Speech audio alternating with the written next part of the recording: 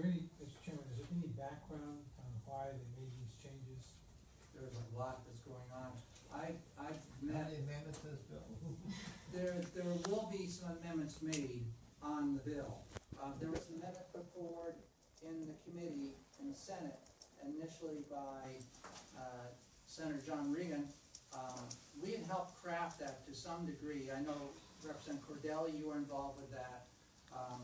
The department, they were engaged, I believe in that first one I'm talking, or other selected grades or something like that was in it. That the test initially was going to be done in our version in grades 3 for language arts, grade 4 for mathematics, grades 6, 8, and 11, the one grade in the high school, or other selected grades, and there was reference to the state waiver that we had submitted. PACE was taken out, but that was voted down on in the Senate. Senator Reagan voted against his own amendment. And then another amendment was put forward, which we end up with what we've got right here, put forth by Representative Booten. The amendment we have right there poses some consternation to me in the fact that it's talking about one test and grade spans, which that idea we had discussed too here earlier, grades 3 through 5 and 6 through 8 and grade 11. There's 3 grade spans which you would test once in each of those grade spans with the statewide assessment. That's kind of the model of the PACE, and then the alternating grades would be done locally in conjunction with the Department of Education in the PACE model. And remember, they talked about designing something which is more formative, not just aggregate test summative stuff at the testing in school. In other words, formative stuff, diagnostic, which would be used to help identify where a child is and to try to develop some more growth. That model is, I think, eliminated to some degree within this in terms of, it reads, school districts may achieve the goals set out in 193C by administering an assessment of their choice in each of the following grade spans. Of their choice, you get away from the commonality of having one statewide assessment given at least 3 times. You would have no common statewide assessment under this amendment right here. And then you would have a school district may use, it goes on, says, with local school districts develop assessments, a school district may use the College Board SAT or AC College Readiness Assessment to satisfy the high school assessment requirements of this chapter. I have no problem in that sentence at all. They've been there with the SAT as being maybe an alternate. They put down ACT or SAT. I think that could be cleared up. All public school students in designated grades shall participate in the assessment, and that remains the same as in law right now. Yes, Representative Myler. The question that I have here is a couple of them. One is, in earlier testimony, I thought we heard from the department that in order to participate in the PACE program, that there had to be some fairly rigorous preparation on the part of the department, part of the school district, in order to the program. That was one.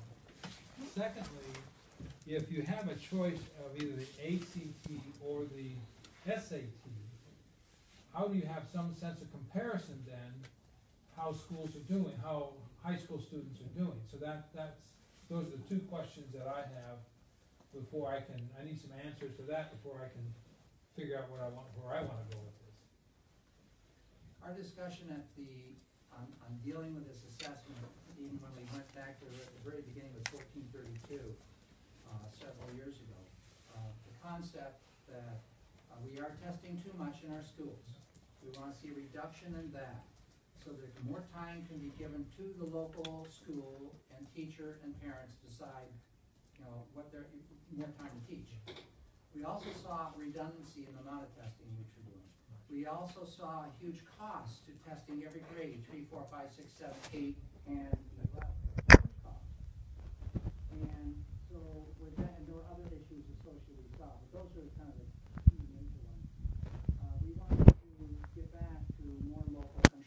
so we opted maybe to have the statewide assessment done at certain grade levels with alternate assessment, which is part of the statewide program, to be used by the local district, i.e. it might be in the Star Math or Star Reading, or it might be the NWEA, or a locally designed in conjunction with the department like the pilot schools are doing. And by doing that, we would cut our costs of testing down tremendously. By doing 4 grades, we cut it close to about $1 million. By doing 3 grades, we would cut it even more, the cost to our general fund. Remember, half the testing costs come from the feds and half come from us as a state. So I have some concerns with this model that they've come up with. Yeah. Question, Mr. Chairman. Is the Booton amendment, was that a floor amendment? Because I think this is different than is passed by the Senate Education Committee, if I'm not mistaken. This occurred in the Senate on the floor, yes.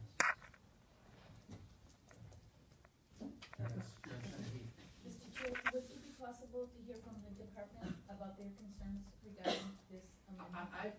I've met with the department. The department is not supportive of this amendment. So the key to this thing is, even if it came out of committee conference with green flags, it would not be signed into law. Now, I sat at a dinner with Senator. It would become law without signatures, what you're saying. Well, yeah, but I don't believe there's a number of votes in the House to Oh, okay. All right. supersede a veto.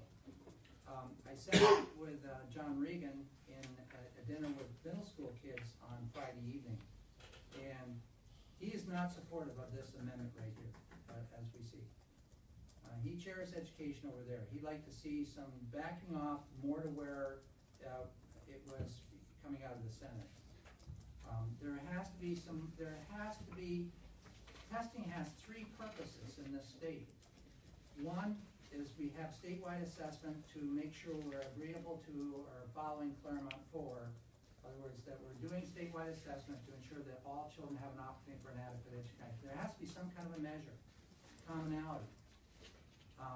We also test because of the $125 million which we receive annually, and that's I think the rub that a lot of us, including myself, have. We're testing because the feds say we have to test. That's no child left behind. That's no child left behind, grades 3 through 8, and 1 grade in high school. We choose grade 11. That's a rub, I think, for a lot of people here.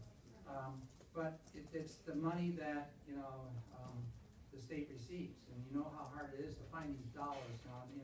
I was the one that submitted the bill. Remember that we shouldn't accept any dollars unless it's fully funded by the feds.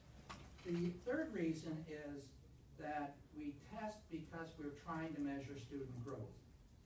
And that, to me, is the most critical one. And these statewide assessment tests don't measure student growth. They measure the aggregate score of a school, and we compare school against school, but we doesn't tell the teacher, and oftentimes the teacher doesn't receive this stuff until the fall when they're another grade level. The scores from and of course there's a lot of concerns too with the Smarter Balance being a test which is maybe not valid, not reliable. We don't know that for sure. But it also, is a huge test which has questions that can be pulled in from anywhere. We've heard that statement before, and we don't know whether some of those questions are going to parallel our stated goals that test knowledge and skills, not behaviors or dispositions.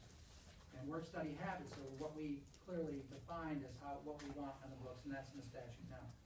I would say that we need to pursue what this House submitted initially.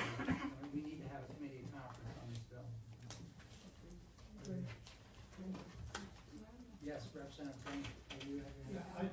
I want to make one comment though, and I'm not against the committee of conference at all, but in the original bill, when it said this process will allow approved districts to implement statewide, et cetera, providing they do the pace.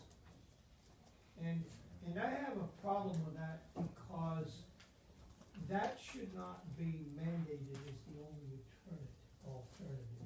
And one thing I am happy about in the Senate version is they took pace out. Now, it might be wonderful for some schools, but again, by mandating pace, we are not only, effectively trying to control instructional technique and curriculum, at a local level. So,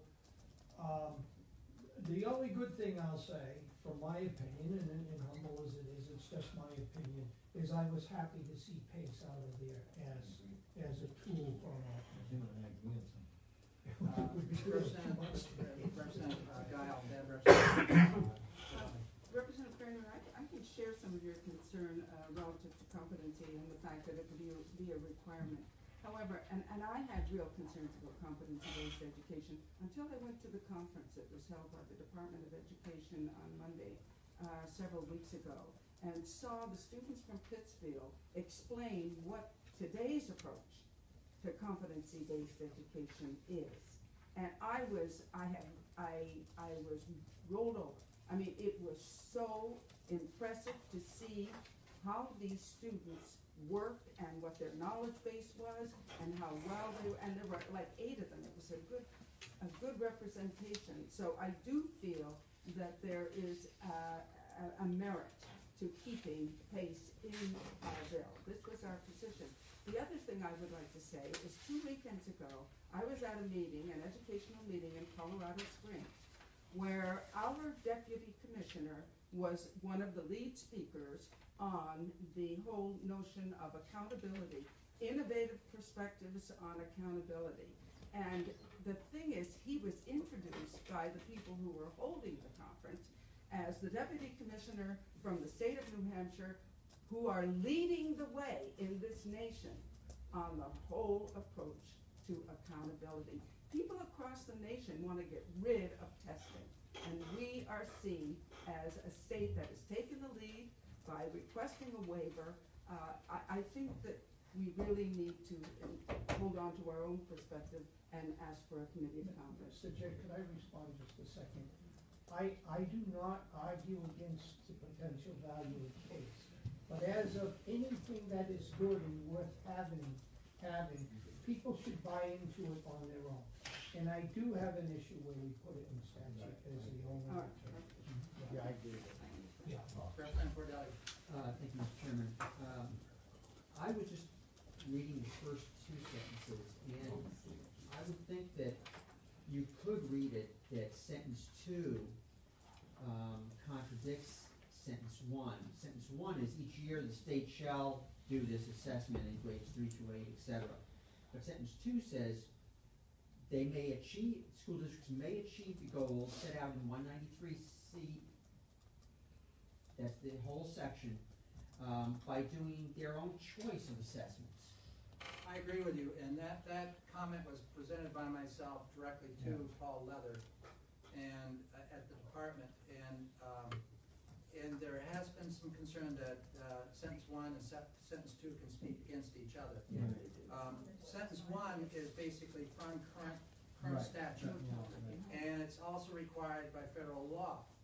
But what we need to do too is that if we're going to test one grade within these grade spans, and we have 3 of them, or 3 of them, then we do that, but the test which is going to come up as the alternative and the alternate grades has to be somehow wordsmithed around so it's part of that statewide assessment program, but an assessment which is done locally. And that wordsmithing is occurring right now. And I have several proposals on that, but I haven't presented anything yet. I don't think we're quite there. This is why a committee conference is really needed here. If we pass the Senate version, then it's not going to go anywhere because it does speak against itself. Representative Bowman and Representative. And just a final, thing is, we still, when it comes out of the committee conference, we as a House still vote on the bill. So there could be a small fight on what comes out of the committee conference. So, That's correct.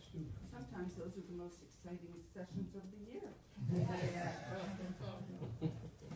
lose it there, you attach it to HB. Yeah, it keeps going on, folks. Representative Bershman. So, I'm trying to figure out exactly how I might wanna vote on this. It seems to me there are two principles here. One is our principle of wanting to get, I think we're all in agreement, we want less testing, less frequent testing. The second principle is, at least I want a common statewide assessment at certain points. It doesn't have to be everywhere. So, the Senate bill, if I understood you correctly, Mr. Chairman, that took away the idea of a common assessment, or potentially says we don't have a common assessment anymore in New Hampshire. So if we go to committee of conference, what are the chances that we're gonna come out of there with a bill that leaves that second principle out altogether? I mean, so the trade-off for me is, do I give up my first principle for 1 year, or for one session, and say, just kill the bill if they're gonna do that to it, because I don't want the second one? Or do I trust that out of committee of conference, we're gonna come up with something that we're gonna be happy with? Also, the committee of conference may say, no way, and nothing is passed. Then it's dead. That's good. And I don't want our part to be dead, but I don't want the other part to be added, so. The other concern that I would have, the way the bill reads right now, where it says the school district may use either the SAT or the ACT, who's gonna pay for it? Is that part of the statewide assessment program? Does it say it? Doesn't have to. Well, if it doesn't, then they don't have to pay for it. No, but they have to do the statewide assessment. Yeah, and that's gonna be the smarter balance. So we think that this Senate bill is so badly Committee of written conference that that we it's can- gonna We be need a committee redone. conference, we need to clean some of the questions up here, and there is, and I have an amendment, it's getting there, real close. And I think that it might help, I will share it with folks before we do this, but I think right now, I think we've said there's enough problems here for us to request a committee conference, yet we believe in the overall intent, more local control. We need some statewide assessment though for that common denominator for the Claremont. And we're trying to reduce our costs, and we wanna have more instruction time for the teacher in the classroom. Committee of conference. How many people on a committee conference? Thank you. Had to do it. Did we do all five?